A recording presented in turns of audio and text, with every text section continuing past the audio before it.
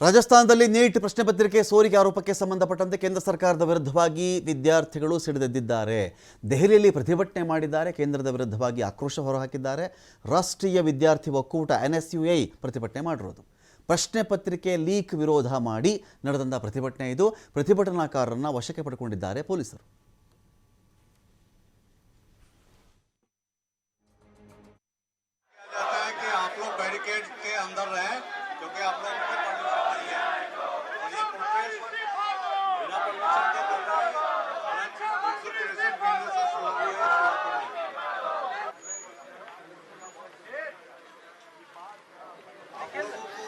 ये बीजेपी सरकार जो है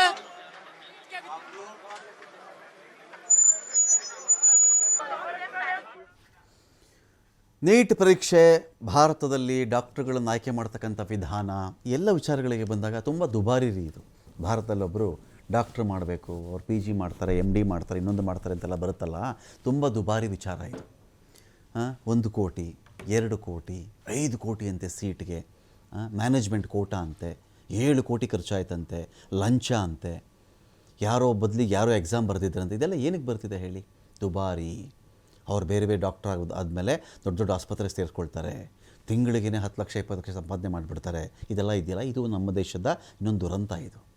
ಇದಕ್ಕೇನು ಮಾಡ್ತಾಯಿದ್ರು? ಕೆಲ ವರ್ಷಗಳ ಹಿಂದೆ ಯುಕ್ರೇನ್ಗೆ ಹೋಗ್ತಾಯಿದ್ರು ನಮ್ಮ ದೇಶದ ವಿದ್ಯಾರ್ಥಿಗಳು. ಏನಕ್ಕೆ? 20 ಲಕ್ಷ 22 ಲಕ್ಷ 25 ಲಕ್ಷಕ್ಕೆ ಪೂರ್ತಿ MBBS ಮುಗಿಸ್ಕೊಳ್ತಾ ಇದ್ರು ನಮ್ಮದೇ ದೇಶದ ವಿದ್ಯಾರ್ಥಿಗಳು. ಸುಳ್ಳಲ್ಲ ಇದು. 25 ಲಕ್ಷ ತೆಗೆದುಕೊಂಡು ಉಕ್ರೇನ್ಗೆ ಹೋದರೆ ನೀವು ಅವ್ರ ಎಜುಕೇಷನ್ನು, ವಸತಿ, ಊಟ, ಪರಿಕರಗಳು, ಮಟೀರಿಯಲ್ಸ್ ಎಲ್ಲವೂ ಆಗ್ಬಿಡ್ತಾ ಇತ್ತು. ಆ ಡಿಗ್ರಿ ತೊಗೊಂಡು ಬಂದಾಗ ಏನು ಮಾಡ್ತಾಯಿದ್ರು ನಮ್ಮ ದೇಶದಲ್ಲಿ ಅಂದರೆ, ಈ ಥರದ್ದು ವಲಸೆ ಇತ್ತಲ್ಲ, ಸ್ಟೂಡೆಂಟ್ಸ್ ವಲಸೆ ಇತ್ತಲ್ಲ, ಇಲ್ಲಿ ಬಂದರೆ 5 ಕೋಟಿ ಖರ್ಚು ಮಾಡಬೇಕು, 7 ಕೋಟಿ ಖರ್ಚು ಮಾಡಬೇಕು, ಕಾಲೇಜಿಗೆ ಬೇಕಲ್ಲ ಆದಾಯ, ಲಂಚ ತಿನ್ನೋರಿಗೆ ಬೇಕಲ್ರಿ ಆದಾಯ ದೇಶದಲ್ಲಿ. ಅವ್ರನ್ನ ಬಿಟ್ಟುಬಿಟ್ಟು ಇವ್ರು ಈ ಥರ ಎಲ್ಲ ಮಾಡ್ಕೊಂಡು ಶುರು ಮಾಡಿಬಿಟ್ರೆ ಗತಿ ಏನು? ಅದಕ್ಕೇನು ಮಾಡಿದ್ರು ಇವರು? ಬೇರೆ ದೇಶದಲ್ಲಿ ಓದಿದಂಥ ವಿದ್ಯೆಗೆ ನಮ್ಮ ಇನ್ನೊಂದು ಎಕ್ಸಾಮ್ ಪಾಸ್ ಮಾಡಬೇಕು ನೀವು, ಅದನ್ನು ನೀವು ಪಾಸ್ ಮಾಡಿಕೊಂಡ್ರೆ ನಿಮ್ಮನ್ನು ಡಾಕ್ಟರ್ ಅಂತ ಅಕ್ಸೆಪ್ಟ್ ಮಾಡ್ಕೊಳ್ತೀವಿ ನಾವು, ಇಲ್ಲಿದ್ರೆ ಇಲ್ಲ. ಆ ಎಕ್ಸಾಮ್ ಏನು ಮಾಡಿಬಿಡೋದು, ಟಫೆಸ್ಟ್ ಕೊಟ್ಬಿಡೋದು, ಅದನ್ನು ಫಿಲ್ಟರ್. ಅದರಲ್ಲಿ ಎಂಥ ದೇಶದಲ್ಲಿ ಎಂಥ ಡಾಕ್ಟ್ರಾಗಿ ಬಂದರೂ ಕೂಡ ಇಲ್ಲೇ ಮಾನ್ಯತೆ ಇಲ್ಲ. ಆದರೆ ಇದೇ ಯುಕ್ರೇನೋ ರಷ್ಯಾದಲ್ಲೋ ಓದಂಥ ವಿದ್ಯಾರ್ಥಿಗಳಿಗೆ ಬೇರೆ ದೇಶಗಳಲ್ಲಿ ಅವ್ರನ್ನ ಅಲೋ ಮಾಡ್ತಾರೆ, ನೀವು ವೈದ್ಯರಲ್ಲಿ ಸೇವೆ ಸಲ್ಲಿಸಿ ಅಂತೇಳಿ. ಹಾಗಾಗಿ ನಮ್ಮ ದೇಶದ ಪ್ರತಿಭಾ ಪಲಾಯನ ಆ ಕಡೆಗೆ ಹೋಗ್ತಾ ಇತ್ತು. ಕಾರಣ ದುಡ್ಡಷ್ಟೇ. ಇಲ್ಲಿ ಯಾವುದೋ ವಿದ್ಯಾರ್ಥಿಗಳು 20 ಲಕ್ಷ ಲೋನ್ ತೊಗೊಳ್ಳೋರು, ಸ್ಟಡಿ ಲೋನು ತೊಗೊಂಡು ಹೋಗಿ ಅಲ್ಲಿ ಓದ್ಕೊಂಡು ಬರ್ತಾಯಿದ್ರು.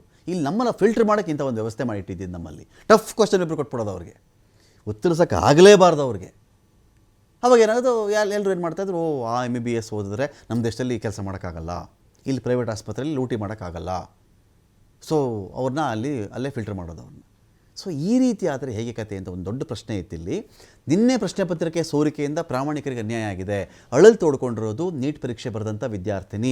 ಪಠ್ಯಕ್ರಮವನ್ನು ಮತ್ತೆ ಅಧ್ಯಯನ ಮಾಡಬೇಕಾಗತ್ತೆ. ನಾವು ಇಲ್ಲಿವರೆಗೂ ಅಧ್ಯಯನ ಮಾಡಿದ್ದೀವಿ, ಒದ್ದಾಡಿದ್ದೀವಿ, ಅಟೆಂಡ್ ಮಾಡಿದ್ದೀವಿ, ಈಗ ಮತ್ತೆ ಪೂರ್ತಿ ಓದಬೇಕು ನಾವು. ಇದು ನಿಜವಾಗಿಯೂ ನಿರಾಶಾದಾಯಕವಾಗಿದೆ. ಒಡಿಶಾದಲ್ಲಿ ನೀಟ್ ಎಕ್ಸಾಮ್ ಬರೆದಂಥ ವಿದ್ಯಾರ್ಥಿನಿ ಅಳಲಿದು. ಭೋಪಾಲ್ ವಿದ್ಯಾರ್ಥಿನಿ ಕೂಡ ಪ್ರತಿಕ್ರಿಯೆ ಕೊಟ್ಟಿದ್ದಾರೆ. ಚೆನ್ನಾಗಿ ಎಕ್ಸಾಮ್ ಮಾಡಿದ್ದೆ ನಾನು, ಆದರೆ ಪರೀಕ್ಷೆ ರದ್ದು ಮಾಡಿದ್ದಾರಲ್ಲ, ದಿನಕ್ಕೆ 15 ಗಂಟೆ ನಾನು ಸ್ಟಡಿ ಮಾಡಿದ್ದೆ, ಮತ್ತೆ ಎಕ್ಸಾಮ್ ಮಾಡಿದಾಗ ಅದು ಸುಲಭ ಇರಲ್ಲ, ಟಫ್ ಕೊಟ್ಬಿಡ್ತಾರೆ, ಕಠಿಣ ಕೊಟ್ಬಿಡ್ತಾರೆ ಅಂತ ಹೇಳಿ ಆ ವಿದ್ಯಾರ್ಥಿನಿ ಆತಂಕ ಆಯಿತು.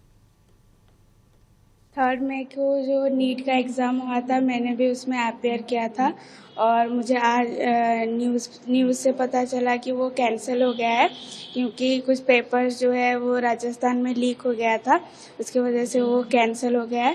तो it's a very disappointing news for अस.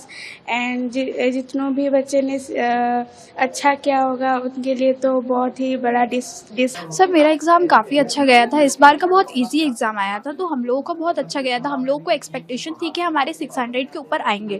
उसके बाद ये लीक हुआ है तो हमें बहुत ज़्यादा बुरा लग रहा है सारे बच्चों को जो हमारी कोचिंग के, और बहुत सारे बच्चे जो एग्ज़ाम दे रहे हैं, क्योंकि ऐसा एग्ज़ाम है कि वो ये फ्यूचर डिसाइड करता है आने वाले डॉक्टर्स का. और आपको तो पता ही है कि डॉक्टर्स के ರಾಜಸ್ಥಾನದಲ್ಲಿ ನೀಟ್ ಪ್ರಶ್ನೆ ಪತ್ರಿಕೆ ಸೋರಿಕೆ ಆರೋಪಕ್ಕೆ ಸಂಬಂಧಪಟ್ಟಂತೆ ದೆಹಲಿಯ ಮಾಜಿ ಸಿಎಂ ಅರವಿಂದ್ ಕೇಜ್ರಿವಾಲ್ ಆಕ್ರೋಶ ಹೊರಹಾಕಿದ್ದಾರೆ. ಒಂದು ಪಿತೂರಿ ಪ್ರಕರಣ ಇದು. ಅಂತ ಕೇಜ್ರಿವಾಲ್ ಹೇಳಿರೋದು. ಬೀದಿಗಿಳಿದು ಪ್ರತಿಭಟನೆ ಮಾಡಬೇಕಾಗತ್ತೆ, ವಿದ್ಯಾರ್ಥಿಗಳ ಪ್ರತಿಭಟನೆಗೆ ನಮ್ಮ ಸಪೋರ್ಟ್ ಇದೆ. ಕೇಂದ್ರ ಸರ್ಕಾರದ ವಿರುದ್ಧ ಕೇಜ್ರಿವಾಲ್ ಅವರ ಆಕ್ರೋಶ ಇದು. ಸಚಿವ ಸಂತೋಷ್ ಲಾಡ್ ಕೂಡ ಆಕ್ರೋಶವನ್ನು ಹೊರಹಾಕಿದ್ದಾರೆ. ಕಾಂಗ್ರೆಸ್ ಸರ್ಕಾರದಲ್ಲಿ ಒಂದೇ ಒಂದು ಇಲಿ ಸತ್ತುಬಿಟ್ರು ಕೂಡ ದೊಡ್ಡ ಸುದ್ದಿ ಆಗಿಬಿಡುತ್ತೆ, BJP ಸರ್ಕಾರದಲ್ಲಿ ಯಾವುದೂ ಸುದ್ದಿನೇ ಆಗಲ್ಲ, ಇದು ಅದು ಅರ್ಧಕ್ಕೆ ನಿಂತು ಹೋಗ್ಬಿಡುತ್ತೆ. ಅದು ಧಾರವಾಡದಲ್ಲಿ ಸಚಿವ ಸಂತೋಷ್ ಲಾಡ್ ಅವರ ಆಕ್ರೋಶ ಇದು. सबसे पहले मैं उन लाखों बच्चों को और उनके पेरेंट्स को अपनी तरफ से पूरी संवेदना देना चाहता हूं जो इस परीक्षा के रद्द होने से प्रभावित हुए हैं। मैंने भी अपनी जिंदगी में IIT का पेपर दिया था पहले, फिर सिविल सर्विसेज का पेपर दिया था। ಗುಜರಾತ್ನಲ್ಲಿ ಆಗಿರ್ತಕ್ಕಂಥದ್ದು, UP-ನಲ್ಲಿ ಆಗಿರ್ತಕ್ಕಂಥದ್ದು, ಬಿಹಾರ್ನಲ್ಲಿ ಆಗಿರ್ತಕ್ಕಂಥದ್ದು, ಆಮೇಲೆ ಕೇಂದ್ರ ಸರ್ಕಾರ ನಡೆಸಿರ್ತಕ್ಕಂಥ ಎಲ್ಲ ಇವು ಏನು ಎಕ್ಸಾಮ್ಸ್ಗಳಿದೆ, ಎಕ್ಸಾಮಿನೇಷನ್ಸ್ ಇದ್ದಾವೆ, ಇವು ಹಲವಾರು ಸಲ ಆಗ್ತಾನೆ ಬಂದಿದ್ದಾವೆ. ಚರ್ಚೆಗೆ ಬರಲ್ಲ. ನೀವು ನಮ್ಮನ್ನು ಕೇಳ್ತೀರಿ, ನಾವು ಹಿಂಗೆ ಹೇಳ್ತೀವಿ ಅಷ್ಟೇ. ಅದು ಇದಾದ್ಮೇಲೆ ಇದು ಮುಂದಕ್ಕೂ ಹೋಗಂಗಿಲ್ಲ, ಹಿಂದಕ್ಕೂ ಬರೋಂಗಿಲ್ಲ. ಇವೆಲ್ಲ ಏನಂತಂದ್ರೆ ಇವು ಯಾವುದೂ ನ್ಯಾಷನಲ್ ಇಶ್ಯೂಗಳಿಲ್ಲ. ಕಾಂಗ್ರೆಸ್ ಸರ್ಕಾರಗಳು ಎಲ್ಲಿದ್ದಾವೆ ಆ ರಾಜ್ಯ